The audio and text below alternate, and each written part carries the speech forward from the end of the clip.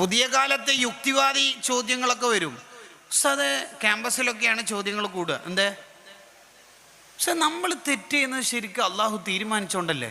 എന്നിട്ട് ബാക്കി പിന്നെ നമ്മൾ തെറ്റ് ചെയ്യുന്നതിന് അള്ളാഹു ശിക്ഷിക്കുന്നതിന് എന്താ കാര്യം കിടക്കണത്? ഓഹോ, അപ്പം നീ കോഴിക്കോട് അങ്ങാടിയിലൂടെ അല്ലെങ്കിൽ ആക്കോടുകൂടെ ഇങ്ങനെ നടന്നു പോകുമ്പോൾ 2 +2 പെൺപിള്ളേർ ഇങ്ങനെ നടന്നു വരുന്നുണ്ട്. അവരുടെ മുഖവും കൈയും കാലൊക്കെ തുറന്നിട്ടുണ്ട്. നോക്കണ്ടെന്ന് വിചാരിച്ചിട്ട് നീ ഇങ്ങനെ നടന്നു പോകുന്ന സമയത്ത് അള്ളാഹു ഉടനെ മലക്കുകളെ അയച്ചിട്ട് ജിബ്രീൽ, മീകായിൽ, ഇസ്രാഫിൽ, അസ്രായേലും നോക്കടോ എന്നിട്ട് നോക്കിപ്പിക്കുന്നതാ? അല്ലല്ല, നോക്കുകയും ചെയ്തിട്ട് എനിക്ക് അങ്ങോട്ട് ന്യായീകരണം നോക്കി ഇങ്ങനെ സുഖസുന്ദരായിട്ട് നോക്കി, എന്നിട്ട് ഇവൻ്റെ ഒരു ന്യായീകരണം. നമ്മൾ തന്നെയല്ലേ ഇത് ചെയ്യുന്നത്?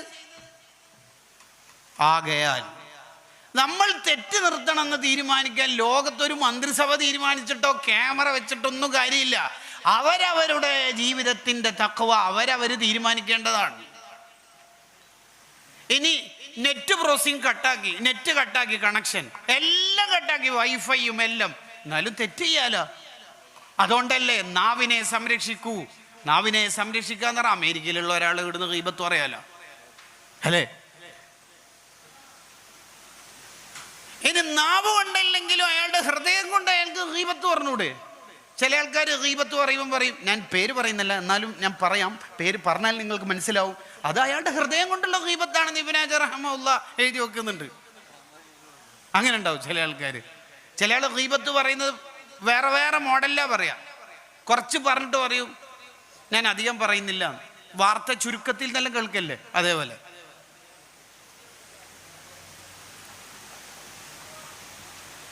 മഹാന്മാരെ എഴുതി വെച്ച് ഇന്നലകളിൽ ജീവിച്ച സ്വാലിഹീങ്ങൾ അവരുടെ നോമ്പ് കൊണ്ടും നിസ്കാരം കൊണ്ടും ഒന്നും അല്ല വിജയിച്ചത്, ആരുടെയും അഭിമാനത്തിൽ ഇടപെടാതെ ജീവിച്ചു എന്നുള്ളതാണ് അവരുടെ ഏറ്റവും വലിയ പ്രത്യേകത. ആരെക്കുറിച്ച് അവർ ഇടപെടൂല. ഇന്ന് നമുക്ക് ധാരാളം ഇബാദത്ത് ചെയ്യാൻ അവസരങ്ങളുണ്ട്, പക്ഷേ 2 ആൾ ഇരുന്നാൽ തുടങ്ങും ഗീബത്ത്. അധ്വാനിച്ച് നേടിയെടുത്ത ഇബാദത്തുകൾ മറ്റൊരാൾക്ക് കൊടുക്കലാണല്ലോ ഗീബത്ത് എന്ന് പറഞ്ഞാൽ. ഉദാഹരണം പറഞ്ഞാൽ, ഒരാൾ സുബീസ്കരിച്ചിട്ട് ഇങ്ങനെ വീട്ടിലേക്ക് പോകുന്നു. അപ്പോൾ കൂടുള്ള ആളോട് പറയുന്നു, ഈ വീട്ടുകാരൻ സുബീക്ക് എണീക്കൂല അല്ലേ എന്ന്. അപ്പോൾ എന്താ സംഭവിച്ചത്? ആ വീട്ടുകാരന് ഉറക്കവും കിട്ടി, ഈ 2 എണ്ണത്തിൻ്റെ സുബിയും കിട്ടി. ഈ 2 മഹാന്മാരായ പൊട്ടന്മാരുണ്ടല്ലോ, ഇവരുടെ സുബിയും പോയി, ഉറക്കും പോയി.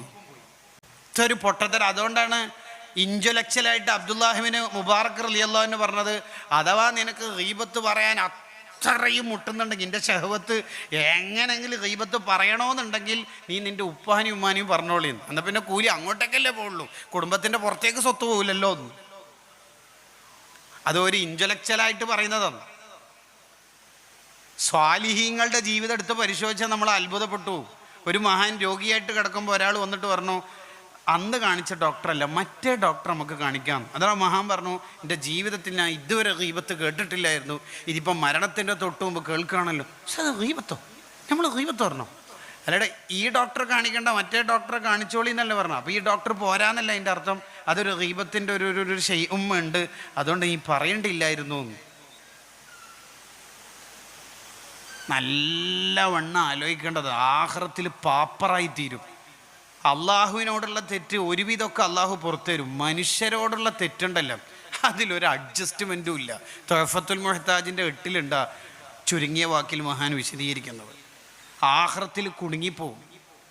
നമ്മളിപ്പോൾ നോമ്പ് പറ്റിട്ട് ഇങ്ങനെ പോകുന്ന സമയത്ത് ഒരാൾ വെള്ളം കുടിക്കടാന്ന് പറഞ്ഞിട്ട് ഇവിടെ കഴുത്തിന് ഒരു ഗണ്ണ് വെച്ച് അല്ലെങ്കിൽ ഒരു കത്തി വെച്ചിട്ട് വെള്ളം കുടിപ്പിച്ചാൽ നോമ്പ് മുറിയൊന്നും ചെയ്യില്ല. ബാബുൽ ഇക്റാഹിൽ പെടുന്നതാണത്. നിർബന്ധിച്ചിട്ടൊരു കാര്യം ചെയ്യിപ്പിച്ചാൽ നോമ്പ് മുറിയൂല. 3 കാര്യങ്ങൾ ഉണ്ടെങ്കിലാണത്. ഒന്ന്, ഇപ്പം കൊല്ലൂ എന്നാണ് പറഞ്ഞത്. അടുത്ത 2048 കൊല്ലൂ എന്നല്ല പറയുന്നത്, ഇപ്പം കൊല്ലൂ എന്ന് പറഞ്ഞിട്ടാണ് അത് വെള്ളം കുടിപ്പിച്ചെങ്കിൽ നോമ്പ് മുറിയൂല. രണ്ടാമത്തത്, ഈ പറയുന്ന ആൾക്ക് കൊല്ലാനും നമുക്ക് തടയാൻ കഴിവില്ലാതിരിക്കുകയും വേണം. അല്ലാണ്ട് 1-ാം ക്ലാസ്സിൽ ഒരു കുട്ടി പ്ലാസ്റ്റിക്കിൻ്റെ തോക്കെടുത്തിട്ട് പറയും ഇപ്പം കൊല്ലൂ, അതല്ല. മൂന്നാമത്തത്, ഈ നിർബന്ധിച്ചുകൊണ്ട് മാത്രമായിരിക്കണം ഈ വെള്ളം കുടിക്കുന്നത്. അല്ലാതെ പച്ചവെള്ളം കൊണ്ട് നോമ്പ് മുറിക്കാൻ മുതലാവില്ല, മുന്തിരി ജ്യൂസ് എല്ലാം എന്താ നോമ്പ് മുറിക്കും. അപ്പോൾ പറഞ്ഞു വരുന്നത്, ഒരു ഭാര്യയും ഭർത്താവും കല്യാണം കഴിച്ച് ഹണിമൂൺ ട്രിപ്പ് അടിക്കുക. അപ്പോൾ 2-3 ചെക്കന്മാർ ബൈക്കിൽ വന്നിട്ട് നിർത്തടാന്നൊക്കെ പറഞ്ഞ് ഭീഷണിപ്പെടുത്തി.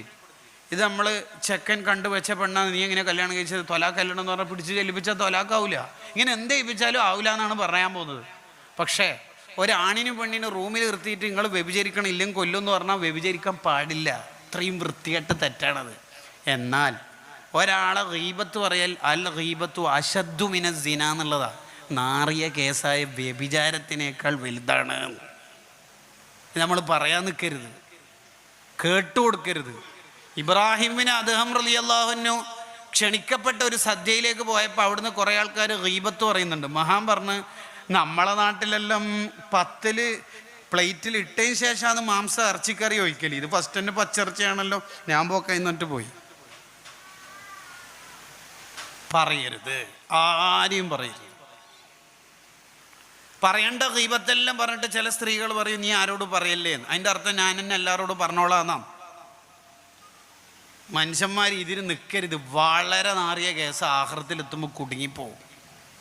തെറ്റ് അധികരിച്ചാൽ പിന്നെ ജീവിതം പോയില്ലേ. ആടുന്ന് പിന്നെ പരീക്ഷ ഇമ്പ്രൂവ്മെൻ്റ് ഒന്നും ഇല്ലല്ലോ. ഒരാളുടെ നന്മ 40, തിന്മ 50 പോയി. ഒരു 10 എന്ത് 10 എന്തെല്ലാം ചാൻസ് അല്ല തന്ന നമുക്ക്. 10 ഖുൽ ഹുവല്ലാഹു സൂറത്ത് ഓതിയ സ്വർഗത്തിൽ വീട്. 10 ഖുൽ ഹുവല്ലാഹു ഓതാൻ ആകെ വേണ്ട 2 മിനിറ്റ്. 86,400 സെക്കൻഡിൽ ഒരു ദിവസത്തെ 24 മണിക്കൂറിൻ്റെ സെക്കൻഡാണ് പറഞ്ഞത്. 86,400 സെക്കൻഡിൽ 2 മിനിറ്റ് ഡെയിലി ചിലവാക്കാൻ നമുക്ക് സമയം